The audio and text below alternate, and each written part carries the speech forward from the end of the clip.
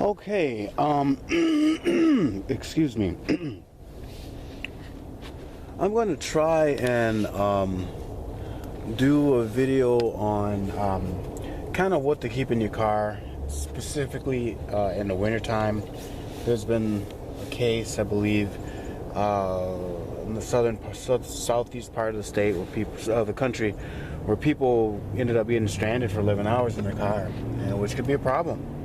So I'm just going to offer some suggestions. It's not going to be completely extensive or definitive. That would take that's a whole nother Gordian knot to try and tie up, so to speak. But just in a general sense, I'm just going to give you some ideas of what I keep around personally. And I live in the frosty north, and it's the middle of winter time. So as you can see here, I've got 2 tarps. I keep 2 tarps. And tarps can be used for many different uses, specifically for shelter. Okay, so I keep 2 tarps here. I've got my little, I've got this back covering or rubber mat that will work well if I get stuck in the snow or the mud or something. I can kind of drape this down and hopefully the tires catch traction on it. Okay. Now underneath this, in this particular model of car, which is a Jeep, I've got my tire, I've got Star tire iron, I've got the jack, which is fixed into the whole configuration here. I do not trust these jacks that come with these. I've had those actually bend on me. I mean, I didn't suffer any injuries, but I would suggest getting like a power jack or something a little bit more sturdy, or at least have one of those tripods that you can help support your car with, so while you're changing the tire, or if you have to get underneath your car, you have some extra support and protection. Also, I've got my little tire iron jack. This could be a source of protection as well as a tool to get your change your tires if you need it. Additionally, I have a backup blade here. This is a fixed blade for just needing a blade when you need to cut something or pry something, or if you unfortunately have to defend yourself and or your loved ones. So that's in the back here. So now the way I'm going to stack the back of this car is I'm going to show a couple of items that I'm just going to stack freely in the back here, and then I'll show you, I keep a crate, and I'll show you what's in the crate. Okay, first and foremost, I keep a roll of toilet paper in the car. This is useful for an accelerant for starting fires and for obvious reasons. And I usually just tuck that here.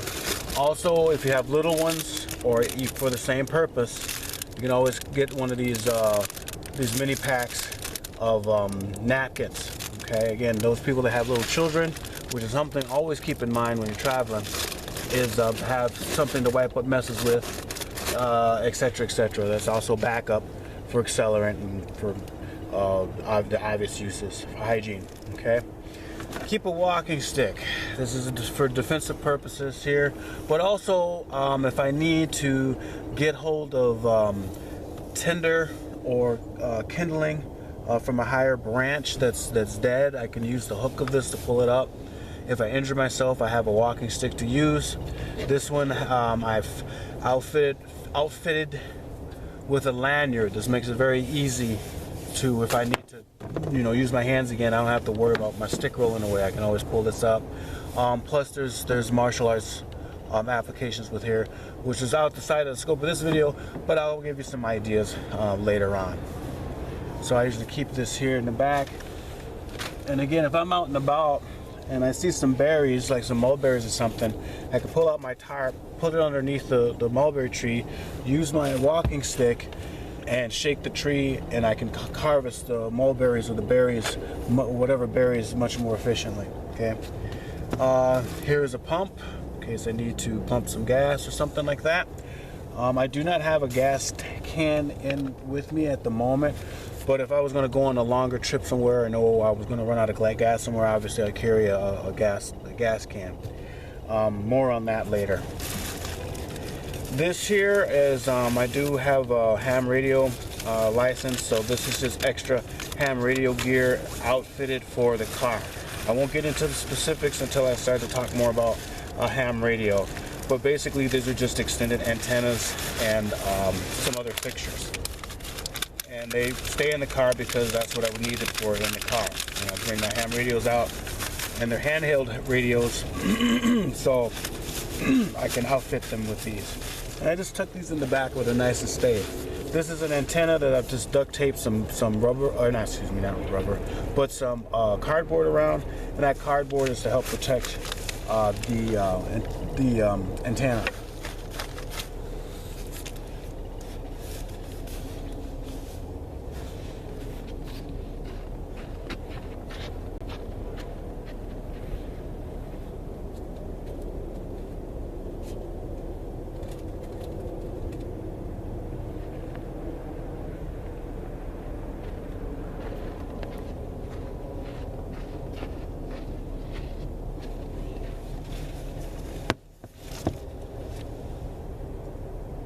Okay, additionally, I have what's called a cold steel, kind of a shovel, or what do you call these? I forget what they're called. They're like a spade or a trench shovel. I believe these are based off of what the Russian Special Forces, the Spetsnaz, use. This comes in very handy. The edges can be sharpened, so it can be a very formidable weapon or a makeshift axe. I can't talk right now. You can get a new handle or fit a new handle, whether it be long or handhold. This is perfect for keeping in the back of the car in case I need to dig a trench or a hole or shelter in the snow, or get my car out of a tricky position. And again, it works as a really good self-defense tool. Okay. Again, it's a cold steel trench shovel. Okay, so I just kind of tuck that over here, back there, like that. Now, I keep these jackets here because oftentimes when I'm out and about, I'll go foraging, and if I'm on the side of the road, I want to make sure people can see me. So I keep a vest, right? Or if I have to go in the woods or something like that, you know, some bright colors kind of keeps those trigger-happy hunters from, you know, having deniable plausibility, if you know what I mean. But this is a good way to have if you're at night or if you're walking and off the side of the road somewhere, so where you can be visibly seen. I just tuck that there.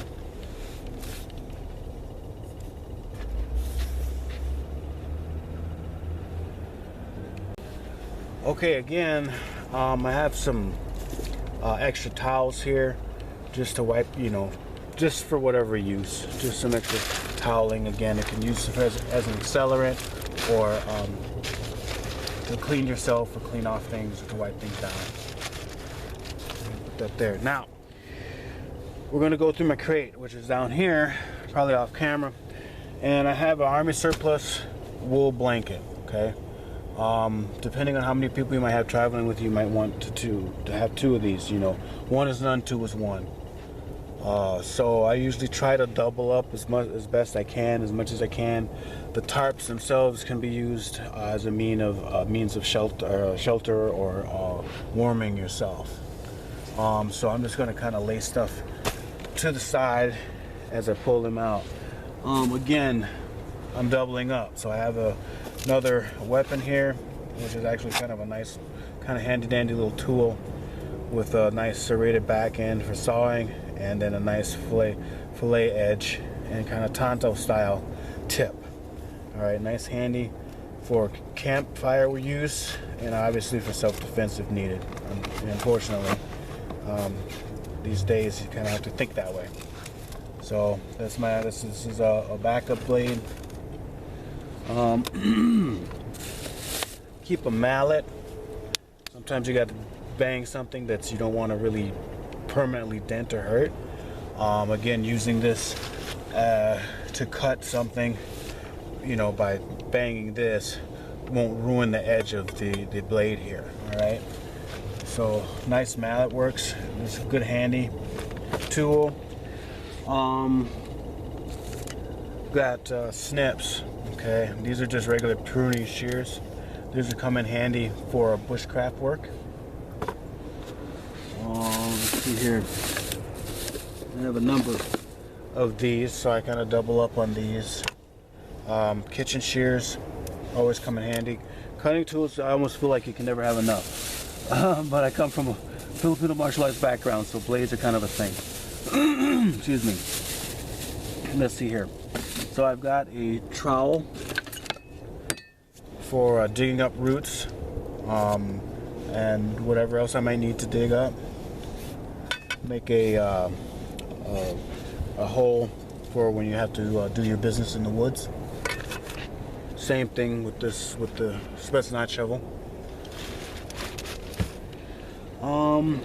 Okay, let's talk about keeping your hands warm and feet warm. So I usually carry a few of these, which are these hot hands or whatever hand warmers. I'm not specifically promoting any specific brand.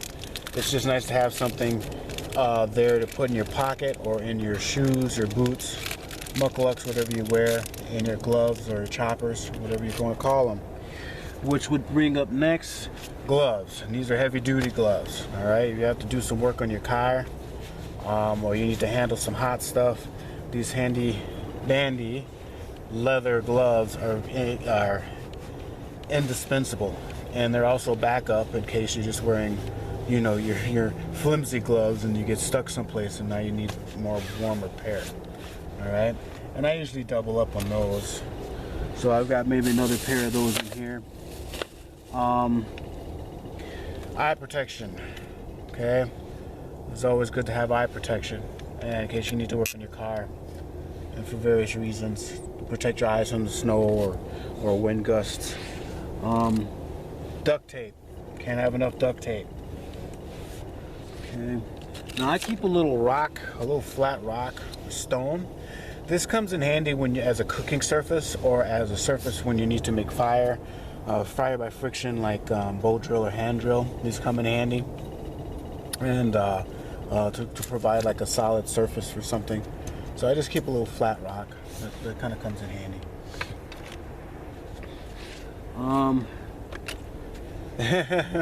Yeah, this is just kind of stream of consciousness. A little net for catching minnows, for bait, for fishing.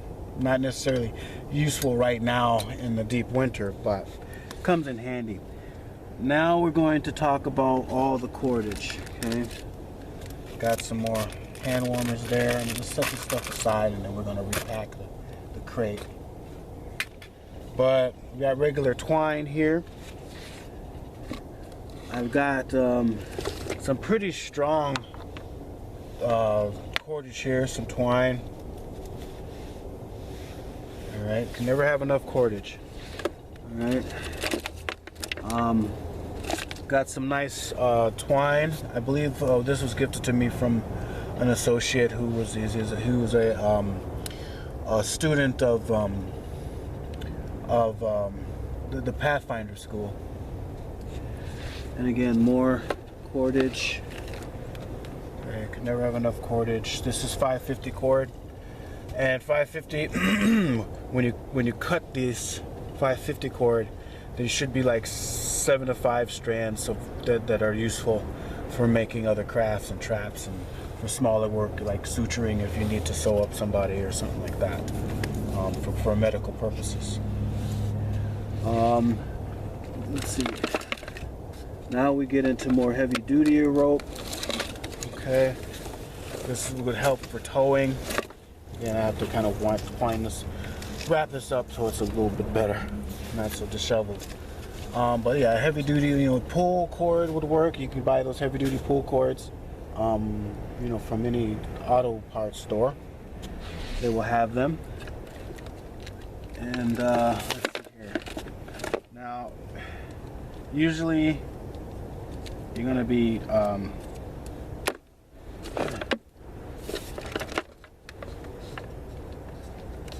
okay. So these kind of can be a pain in the butt.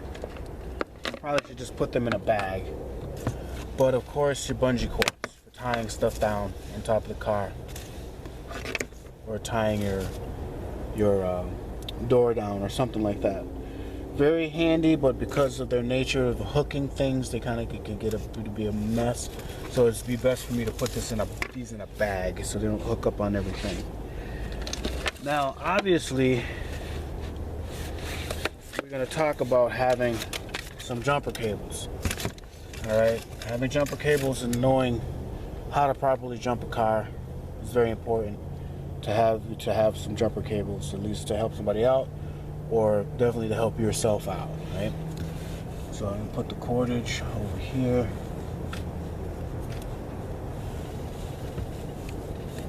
So we've got the jumper cables here. We gotta keep these wily, bungee cords over here because they do get in the way. Okay. Let's see, when I talk about doubling up, again, I've got another pair of gloves in case somebody else is with me and they need a backup pair. These are heavy duty kind of rubber lined gloves. And again, one is none, two is one. So I've got two pairs of gloves, plus what I might ever be wearing with me at the time. I usually, when I'm just putzing around the cities here, I'm just usually wearing these leather gloves, which are actually pretty good. I mean, I can use my cell phone with them. I could pretty much feel things with them, so I don't really have to take them off too often. All right. Let's see. We'll get into some like electronic things, right? So this is a AC/DC plug adapter that I can just plug into the cigarette bar here in my car. And this will be, this comes in handy from time to time. It comes, you need a fuse with it and that. But, if you need to use a cell phone or something like that, or to charge it, you can use it this way, or any sort of device that has a regular plug attached to it.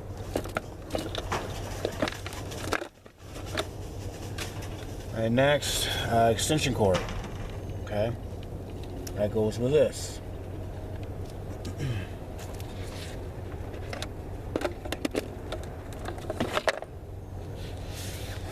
Next off of that is a longer extension cord. Okay, again, it kind of comes in handy if you have electronics you need to plug in. Maybe you're at a gas station or something, they'll let you use their outside socket or something, and you can run your cord or warm up your car or keep your car warm. So this is a more heavy duty one, this is a lightweight one, and then here's your adapter for these types of plugs.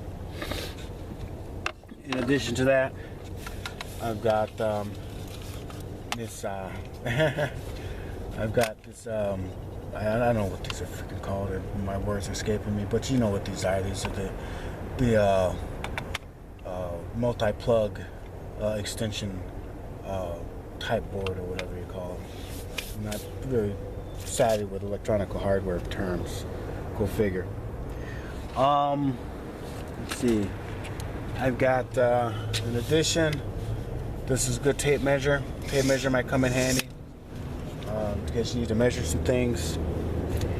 And then now about lights. Okay, so now I'm gonna start moving stuff around. It's gonna look kind of junky here, but we'll put it in the crate and it'll be more organized.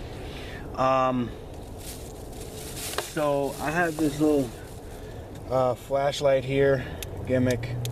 Now the thing with the flashlights, right, is you can get the solar powered ones, you can get the crank ones. I haven't had very much luck with the crank ones because you kind of always have to keep expending that energy to fire them up or keep them charged. So it's best to keep a good supply of batteries in your car. So for lighting at night, I've got a good old mag light, and this is just a swivel mag light. But the problem is I got to keep batteries. Now, what I would suggest you do for such things is most people nowadays have a smartphone, or at least have a calendar in their house. And on your calendar, I would suggest probably like once every other month, or once every 2 or 3 months, you go check your batteries, you check your preps. So you make sure you're good and fresh. Okay, so this is a light that I could kind of hang if I need to hang it. Again, this requires batteries. Not a big fan of. Again, I'll have to swap out the batteries for this one because obviously this is dead. But you're going to need some sort of lighting. Okay. Now, in addition, for really going in the bush, I keep my little fishing, just fishing tackle here. Keep it in a little bag here. So you kind of want to have something like this, just in case you need to try to catch some fish if you're stuck out there in the bush for a while. All right. Bait's going to be the hardest thing.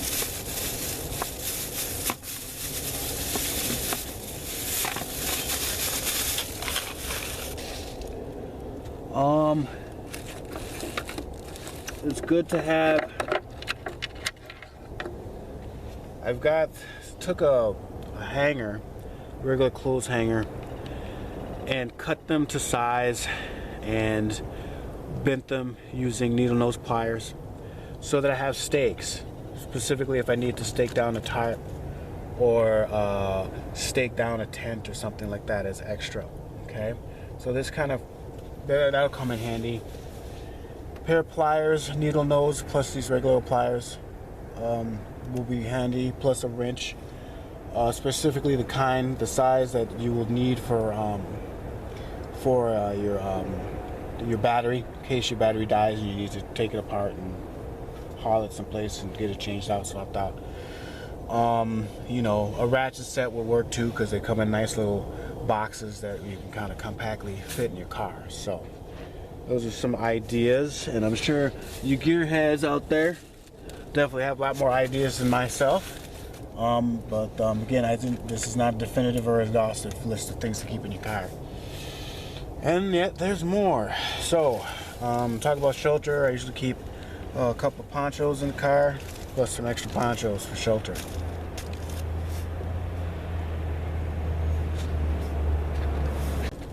Okay, let's talk about the real essentials right now, especially if you have to spend the night in your car.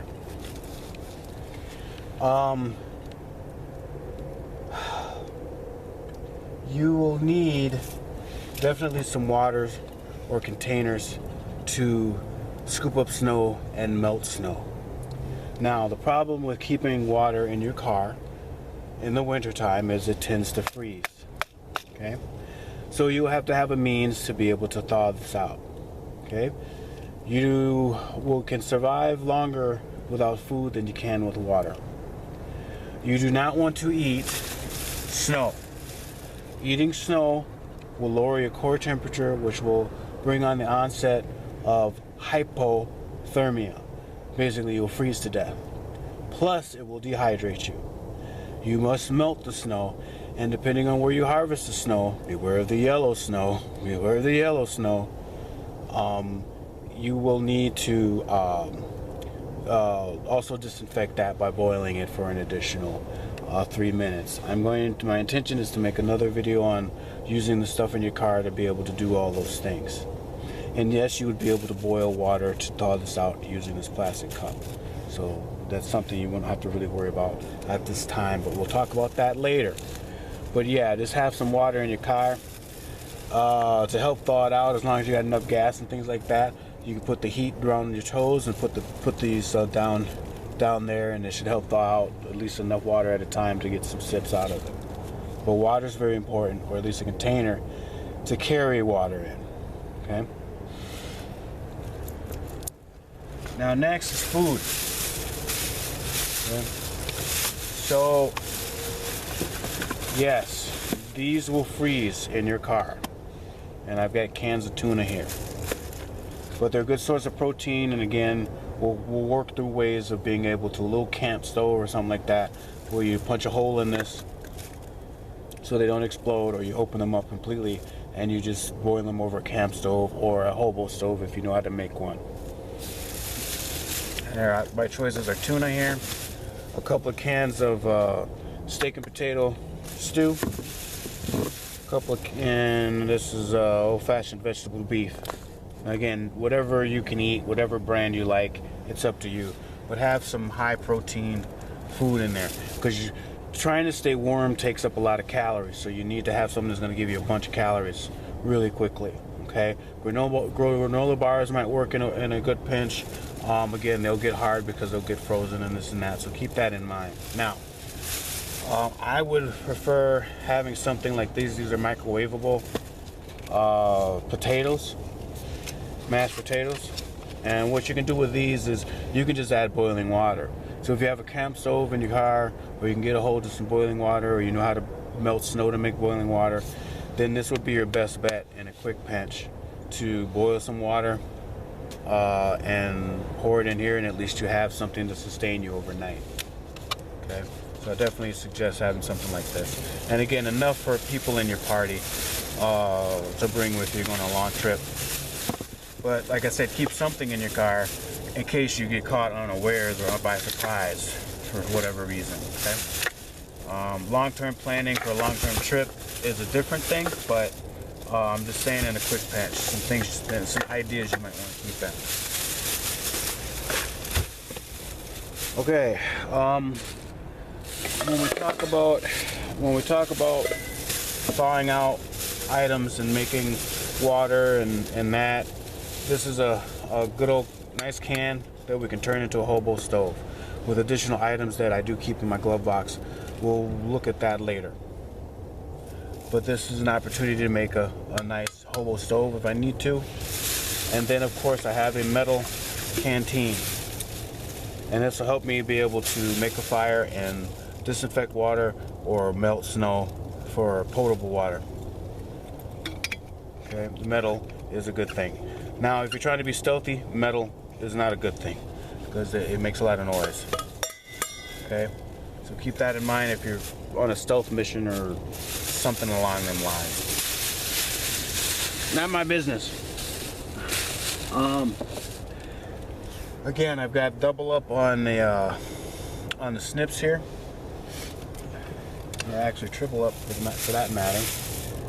Okay, so we're almost done with this section. There's a couple more items here.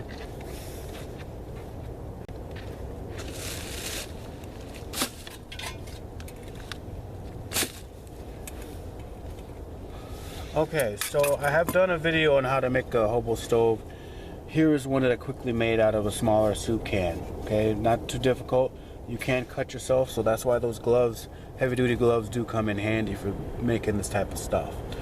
I'll post a link below on how to make one of these, but we'll review this in a later video. Okay.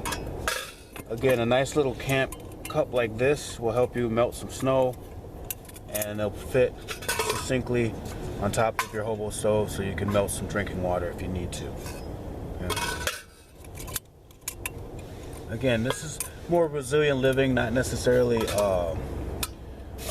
primitive technology, but we're talking more about practical survival right about now. And not that primitive technology isn't practical, it's just it takes time and training. You got to put the dirt time in for the primitive stuff. This is just more quick and dirty for regular people.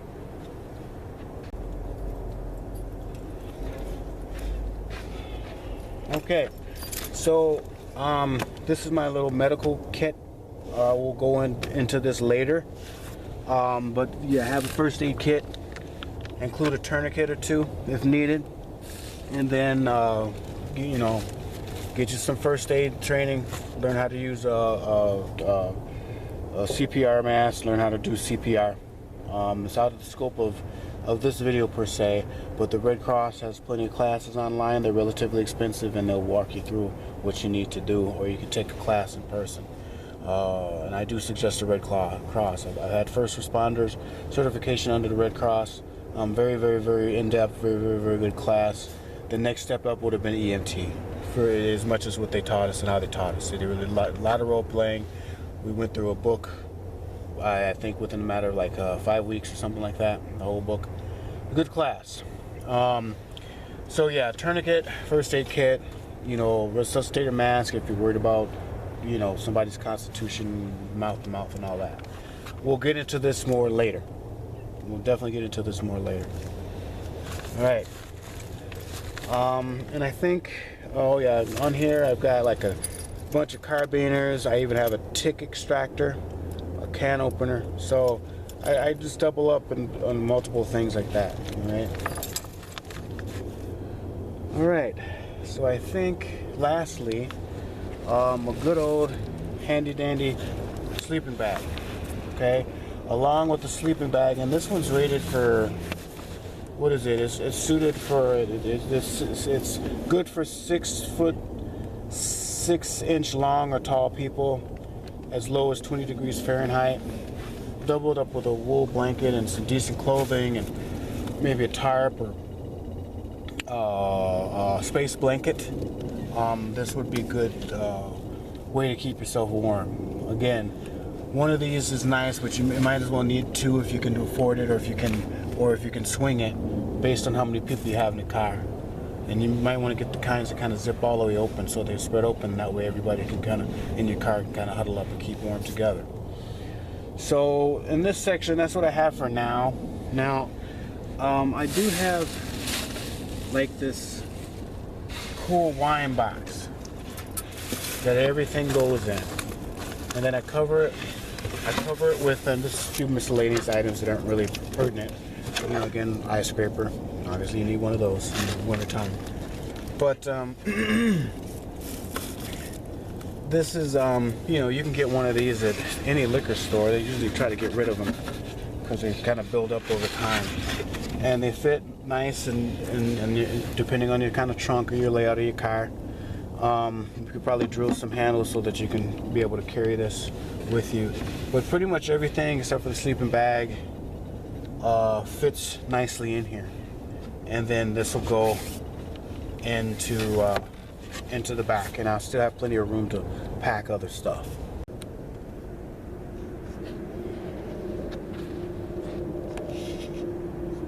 Okay, and as you can see, pretty much everything is pretty compact. I have tinted windows in the back part of my car here, which is nice because I can just pull my blanket over or tuck it on top of here and kind of shields it from people looky-loos looking in your car, seeing what they can steal. Most everything that I've shown you is relatively inexpensive to keep in your car. You know, you don't want to buy a 250 freaking Bowie knife, $250, $300, $500 Bowie knife, and keep it in your car, because I had a break-in and they took a lot of crap. Some of it, you know, a lot of martial arts equipment, some of it irreplaceable. And so, yeah, somebody breaks in and takes this crap, yeah, you know, it's not a big deal. Again, the shovel's pretty cheap to replace. You know, this sleeping bag wasn't that expensive. It's like $40. I know that may be expensive to many people nowadays, but you kind of have to weigh the good with the bad for the most part on that sort of thing. So, you know, just keep an eye out on your stuff. Again, a lot of this is situationally dependent. You know, if we're talking about driving around in summer or in the Arizona desert, we'd have different items in here that we'd be keeping up with. But this is mainly for, you know, if you're stuck in the areas that have precipitation and water and all that kind of stuff. Some ideas, really just ideas. It's not definitive. I'm not the guru of all things motor prepping. No, not at all by a long shot. And some things I am missing and I have to replace and get back up in here, but I'm not planning any long-term trips right yet, just now. So anyways, I hope this was helpful. We'll look into what I keep up front in the glove box. Again, more redundancies there, some other tools. And yeah, we can finish out this segment of kind of resilient living, you know, from a motorized viewpoint.